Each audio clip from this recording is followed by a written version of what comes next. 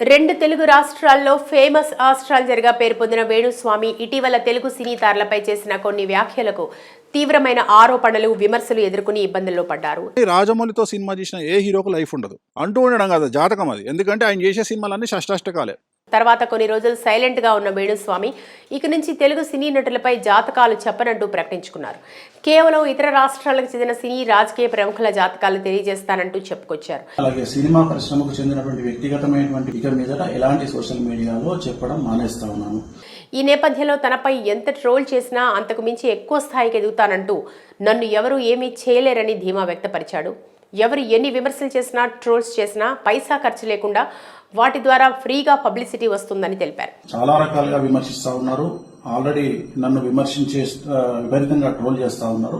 ఇదిలా ఉంటే ఈ మధ్య వేణుస్వామి తెలుగు సినీ నటులపై ఎలాంటి వ్యాఖ్యలు చేయనంటూనే హీరో అల్లు అర్జున్ గురించి కొన్ని ఆసక్తికర విషయాలు తెలియజేశారు. ఇందుకు గాను ప్రముఖ యూట్యూబ్ ఛానల్ వేణుస్వామిని ఇంటర్వ్యూ చేయగా ఇక్కడ వేణుస్వామి అల్లు అర్జున్ గురించి ప్రస్తావిస్తూ అల్లు అర్జున్ కు 15 సంవత్సరాల పాటు రాజయోగం ఉందని, పాన్ ఇండియా స్టార్ గా ఎదుగుతాడని అన్నారు. అల్లు అర్జున్ జాతకం ఏంటంటే ఆయన సూపర్ స్టార్ జాతకం. ఇంకో 10 ఏళ్లు తిరుగులేదు. ఆయన 10 ఏళ్లు కూడా పాన్ ఇండియా స్టార్ గానే ఉంటాడు.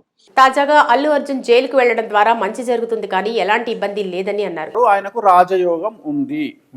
సో ఈ విషయాన్ని చెప్పినప్పుడు చాలా మందికి నచ్చల. ఇంతకు ముందు జైలుకు వెళ్లిన ప్రముఖ రాజకీయ నేతలు 2 తెలుగు రాష్ట్రాలకు సీఎంలుగా పనిచేశారని అన్నారు. అయితే ఇప్పుడు అల్లు అర్జున్ కూడా జైలుకు వెళ్లారు కాబట్టి భవిష్యత్తులో అల్లు అర్జున్ ప్రయత్నిస్తే రాజకీయ పార్టీ పెట్టే అవకాశాలు ఉంటాయని చాలా కాన్ఫిడెంట్ గా వేణుస్వామి చెప్పారు. అంతేకాకుండా అల్లు అర్జున్ కు రాష్ట్ర ముఖ్యమంత్రి అయ్యే అవకాశాలు కూడా పుష్కలంగా ఉన్నాయని చెప్పుకొచ్చారు. ఒక రాష్ట్రానికి ముఖ్యమంత్రి అయ్యి కూర్చుంటాడు. అల్లు అర్జున్ది అద్భుతమైన జాతకం అని, రాజయోగం ఉన్న అతి కొద్ది మందిలో అల్లు అర్జున్ ఒకరని తెలిపారు. సో అల్లు అర్జున్ కూడా రాజకీయంగా రాబోయే కాలంలో 1,00,00,000% వచ్చి తీరుతాడు.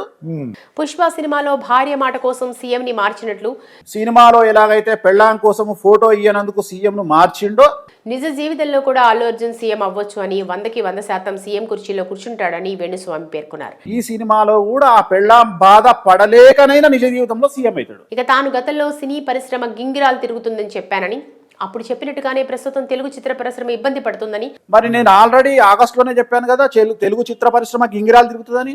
ఆగస్టు నెల నుండి చూసుకుంటే నాగార్జున ఎన్ కన్వెన్షన్ హాల్ కూల్చివేత, మోహన్ బాబు కుటుంబ సమస్యలు, అల్లు అర్జున్ జైలుకు వెళ్లి రావడం, ఇలా పలు ఇబ్బందులు పడటం తాను ముందే ఊహించానని తెలియజేశారు.